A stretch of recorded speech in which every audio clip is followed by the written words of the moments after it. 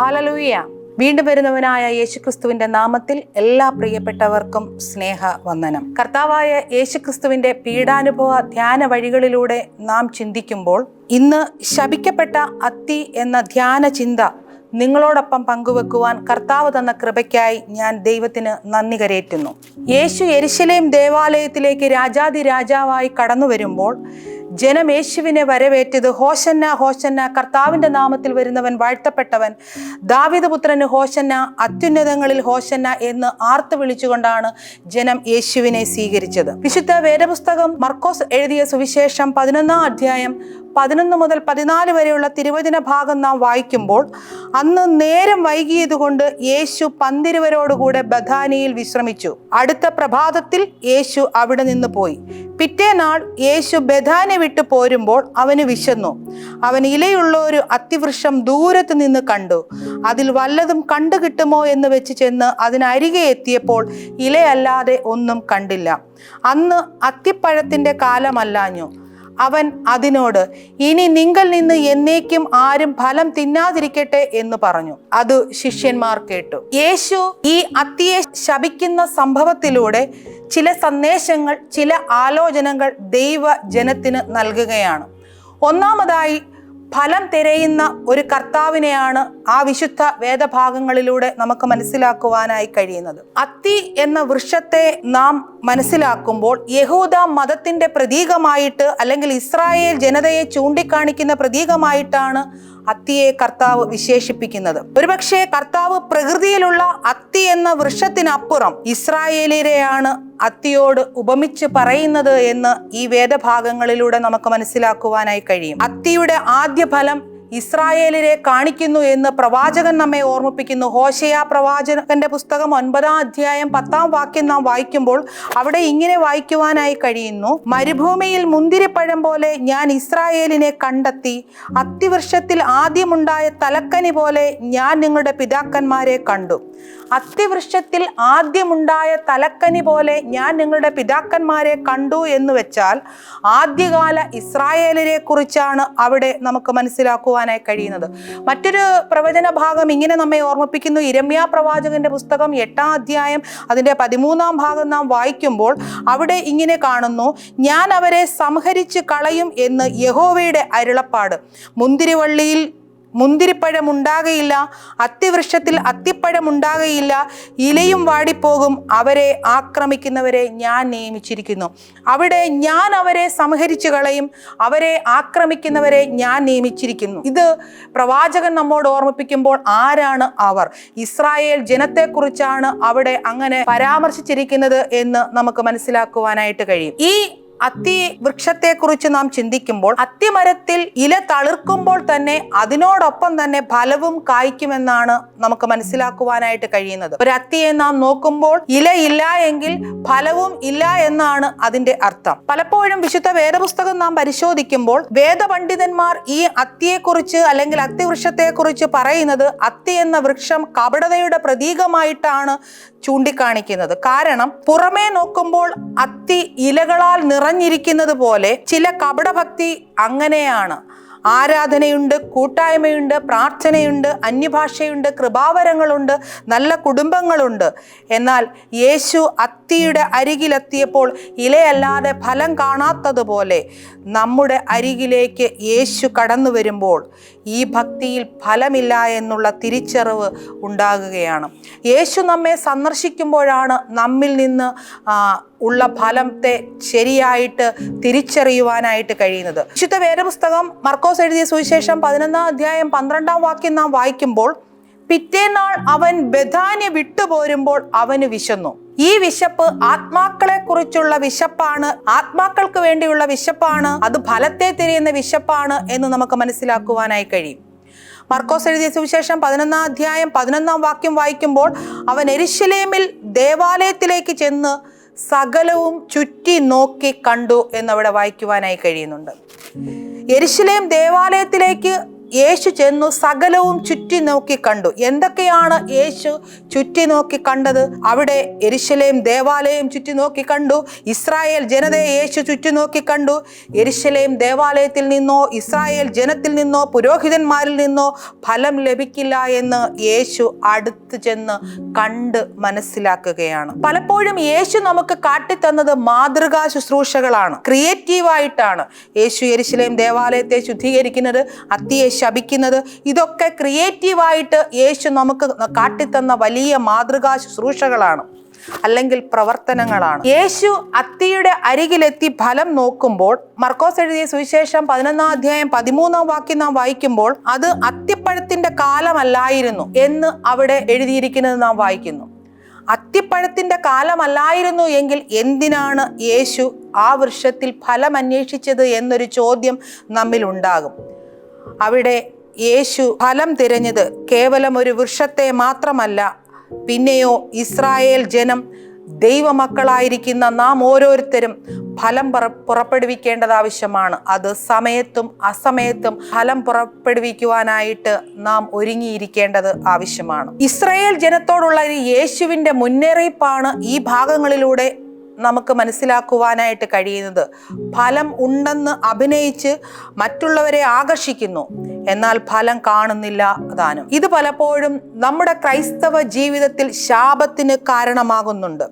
യേശുവിൻ്റെ ശുശ്രൂഷയിൽ യേശു ശപിക്കുന്നതായിട്ട് നമുക്ക് കാണുവാനായിട്ട് കഴിയും. ഈ അത്തിയെ ഒരു വ്യക്തിയുടെ ജീവിതത്തിൽ നിന്ന് അല്ലെങ്കിൽ ഉള്ളിൽ നിന്ന് എപ്പോഴാണ് ശാപവാക്കുകൾ പുറത്തു വരുന്നത്? അദ്ദേഹം സ്നേഹിക്കുന്നവർ, അദ്ദേഹം ഏറ്റവും കൂടുതൽ അടുത്തറിയുന്നവർ, അദ്ദേഹം ആഗ്രഹിക്കാത്ത അല്ലെങ്കിൽ അദ്ദേഹത്തിനെ വളരെയധികം വേദനിപ്പിക്കുന്ന ഒരു സംഭവം ഉണ്ടാകുമ്പോഴാണ് അവരുടെ ഉള്ളിൽ നിന്ന് ശാപവാക്കുകൾ പുറത്തു വരുന്നത്.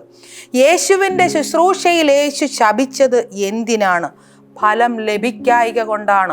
യേശു ആഗ്രഹിച്ച ഫലം ലഭിക്കായിക കൊണ്ടാണ് യേശു ശപിച്ചത്.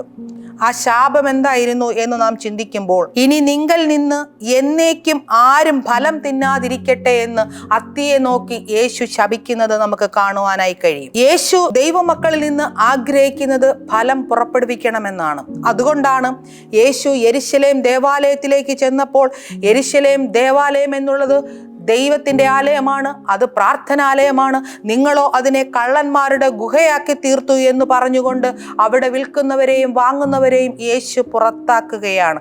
ഈ ദേവാലയത്തിൽ യേശുവിൻ്റെ സാന്നിധ്യം ആ ദേവാലയത്തെ വിശുദ്ധീകരിക്കുകയാണ്.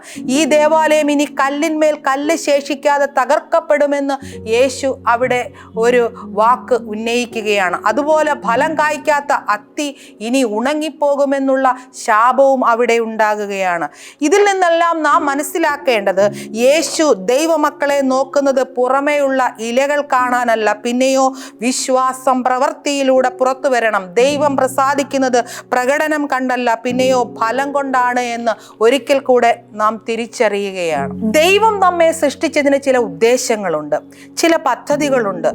ദൈവം നമ്മിൽ നിന്ന് ചില ഫലങ്ങൾ അവൻ ആഗ്രഹിക്കുകയാണ്. വിശുദ്ധ യോഹന്നാൻ എഴുതിയ സുവിശേഷം 15-ാം അധ്യായം 6-ാം വാക്യം നാം വായിക്കുമ്പോൾ, എന്നിൽ വസിക്കാത്തവനെ ഒരു കൊമ്പ് പോലെ പുറത്ത് കളഞ്ഞിട്ട് അവൻ ഉണങ്ങിപ്പോകുന്നു, ആ വക ചേർത്ത് തീയിലിടുന്നു എന്ന് അവിടെ എഴുതിയിരിക്കുന്നു. ക്രിസ്തുവിൽ വസിക്കാതെ ക്രിസ്തുവിൽ ഫലം പുറപ്പെടുവിക്കാൻ കഴിയുകയില്ല എങ്കിൽ, ക്രിസ്തുവില്ലാത്ത ജീവിതമാണ് എങ്കിൽ നാം നശിച്ചു പോകും. നമ്മുടെ ജീവിതം ഉണങ്ങി പോകുന്ന അത്തിയോട് സമമായി തീരും എന്നതിന് യാതൊരു സംശയവുമില്ല. നിത്യമായ നരകാഗ്നിയിലേക്ക്, അവിടെ നാം വചനം വായിച്ചു, എന്നിൽ വസിക്കാത്തവനെ ഒരു കൊമ്പ് പോലെ പുറത്ത് കളഞ്ഞിട്ട് അവൻ ഉണങ്ങിപ്പോകുന്നു, ആ വക ചേർത്ത് തീയിലിടുന്നു.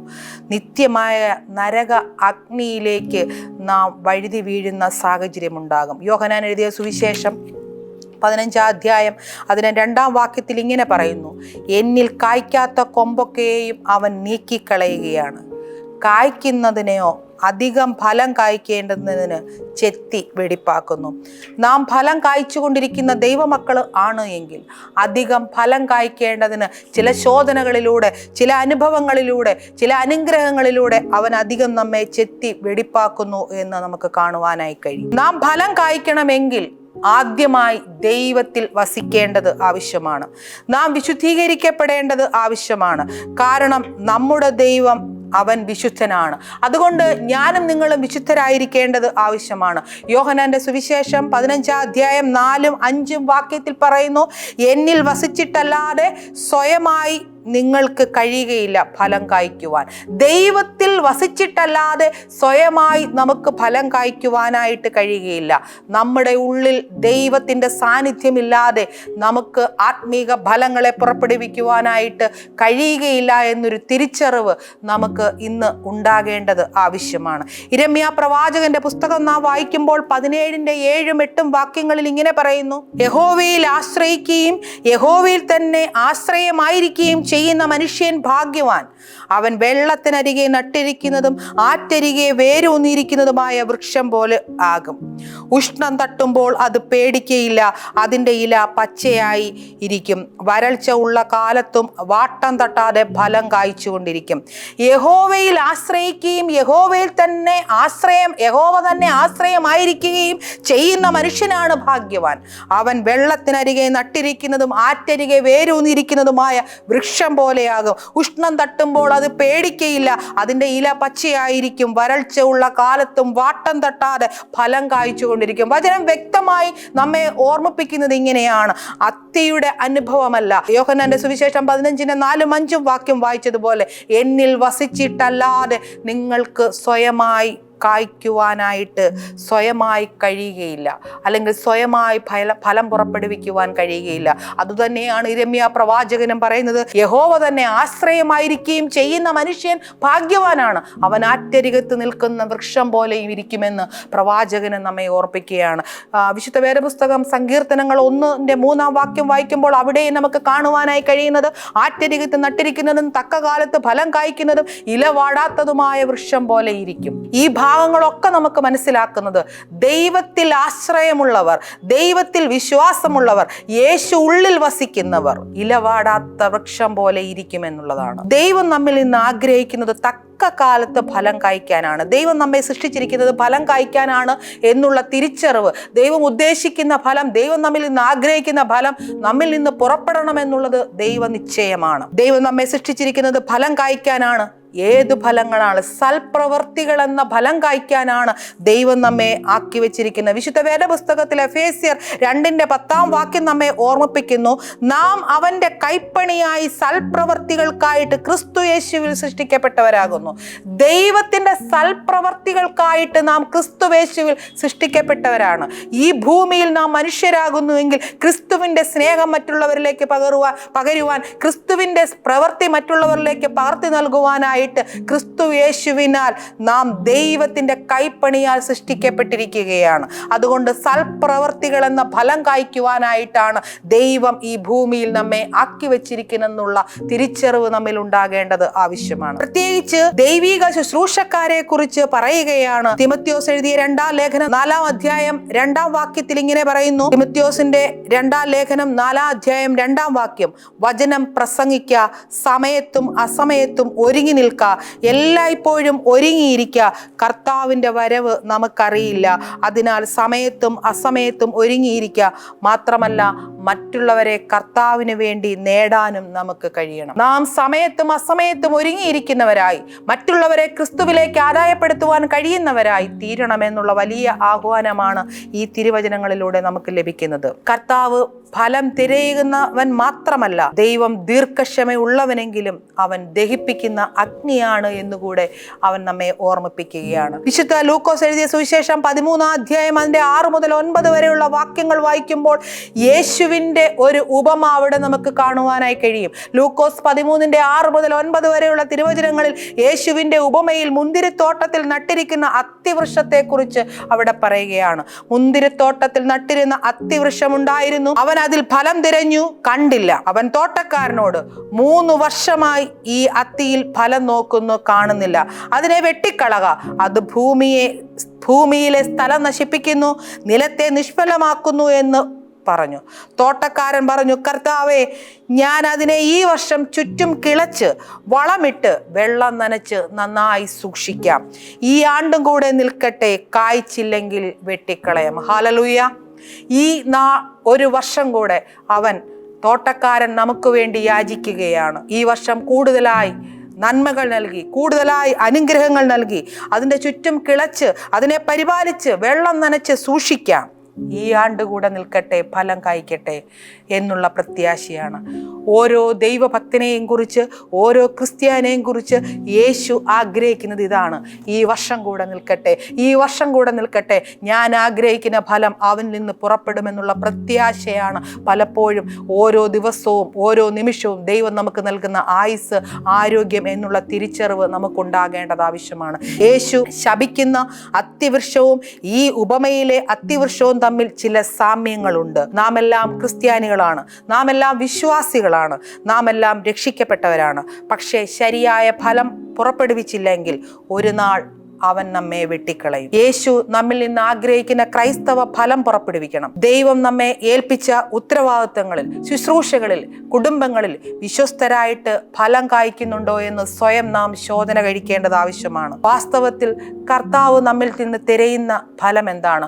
വാസ്തവത്തിൽ കർത്താവ് അത്തിയിൽ നിന്ന് തിരഞ്ഞ ഫലം എന്താണ്? അത്തി എന്ന ഇസ്രായേൽ ജനതയിൽ നിന്ന് കർത്താവ് തിരഞ്ഞ ഫലം എന്താണ്? വിശുദ്ധ വേദപുസ്തകം ഗലാത്യർ 5:22 വായിക്കുമ്പോൾ ആത്മാവിന്റെ ഫലങ്ങൾ കുറിച്ച് അവിടെ നമുക്ക് കാണുവാൻ കഴിയും. സന്തോഷം, സ്നേഹം, സന്തോഷം, സമാധാനം, ദീർഘക്ഷമ, ദയ, പരോപകാരം, വിശ്വസ്തത, സൗമ്യത, ഇന്ദ്രിയജയം, ഇങ്ങനെയുള്ള ആത്മാവിൻ്റെ ഫലങ്ങളെയാണ് പലപ്പോഴും ദൈവം നമ്മിൽ നിന്ന് തിരയുന്നത്. എന്നെ കേൾക്കുന്ന പ്രിയ വിശ്വാസ സമൂഹമേ, ഇങ്ങനെ ആത്മാവിൻ്റെ ഫലം പുറപ്പെടുവിക്കുന്നവരായി ദൈവത്തെ മഹത്വപ്പെടുത്തുവാനായി നമുക്ക് കഴിയുന്നുണ്ടോ? നാം ആകുന്ന ഇസ്രായേൽ ശപിക്കപ്പെട്ട അത്തിയാണോ? നാം ആകുന്ന ഇസ്രായേൽ ഫലമുള്ള അത്തിയാണോ? നമ്മെ തന്നെ സ്വയം ശോധന കഴിക്കുവാനായിട്ടുള്ള അവസരമാണ്. ഒരാണ്ട് കൂടെ അവൻ നമ്മെ നിർത്തിയിരിക്കുകയാണ് ഫലം കായ്ക്കുവാനായി. ദൈവം നമ്മിൽ നിന്ന് ആഗ്രഹിക്കുന്ന ഫലങ്ങൾ പുറപ്പെടുവിക്കുവാൻ എനിക്കും നിങ്ങൾക്കും കഴിയുന്നുണ്ടോ? പ്രിയമുള്ളവരെ, നമ്മുടെ വ്യക്തി ജീവിതം, നമ്മുടെ കുടുംബജീവിതം, നമ്മുടെ സഭാ ശുശ്രൂഷകൾ പിതാവ് മഹത്വപ്പെടുന്നതാണോ എന്ന് ശോധന കഴിക്കുവാൻ നാം കർത്താവിന് വേണ്ടി അധികം ഫലം കായ്ക്കുവാനായി നമുക്ക് ഏൽപ്പിച്ചു കൊടുക്കാമോ? വിശുദ്ധ വേദപുസ്തകം നമ്മെ ഇങ്ങനെ ഓർമ്മിപ്പിക്കുന്നു. യോഹന്നാൻ 15:8 പറയുന്നു, നിങ്ങൾ വളരെ ഫലം കായ്ക്കുന്നതിനാൽ എൻ്റെ പിതാവ് മഹത്വപ്പെടുന്നു. ഹല്ലേലൂയ! നിങ്ങൾ വളരെ ഫലം കായ്ക്കുന്നതിനാൽ എൻ്റെ പിതാവ് മഹത്വപ്പെടുന്നു. അത്തിയെ കർത്താവ് ശപിച്ചത് ഫലം കാണാഞ്ഞത് കൊണ്ടാണ്. എന്നാൽ എന്നെയും നിങ്ങളെ നോക്കി കർത്താവ് ഫലം തിരയുമ്പോൾ നിങ്ങൾ വളരെ ഫലം കായ്ക്കുന്നുവെങ്കിൽ എൻ്റെ പിതാവ് മഹത്വപ്പെടുത്തുന്നു. ഹല്ലേലൂയ! നമ്മുടെ പിതാവിനെ മഹത്വപ്പെടുത്തുന്നവരായി തീരുവാൻ, നമ്മുടെ പിതാവിന് ആഗ്രഹിക്കുന്ന ഫലം പുറപ്പെടുവിക്കുന്നവരായി തീരുവാൻ ഈ ക്രൈസ്തവ ജീവിതം അവനായി നമുക്ക് ഏൽപ്പിച്ചു കൊടുക്കാം. നാം അധികം ഫലം കായ്ക്കുന്നുവെങ്കിൽ കർത്താവ് നമ്മെക്കുറിച്ച് അവൻ മഹത്വപ്പെടുകയാണ്. നമ്മുടെ പ്രവൃത്തികളെ കണ്ട് അവൻ മഹത്വപ്പെടുകയാണ്. തീർച്ചയായും യോഹന്നാന്റെ സുവിശേഷം 15:8 പറയുന്നത് പോലെ നിങ്ങൾ വളരെ ഫലം കായ്ക്കുന്നതിനാൽ എൻ്റെ പിതാവ് മഹത്വപ്പെടുന്നു. അങ്ങനെയുള്ള ഫലം കായ്ക്കുവാൻ എന്നെ കേൾക്കുന്ന എല്ലാ വിശ്വാസികൾക്കും കഴിയട്ടെ എന്ന് ആത്മാർത്ഥമായി പ്രാർത്ഥിച്ചുകൊണ്ട് എൻ്റെ ഈ ധ്യാന ചിന്തയിൽ നിന്ന് വിരമിക്കുന്നു. ആമേൻ.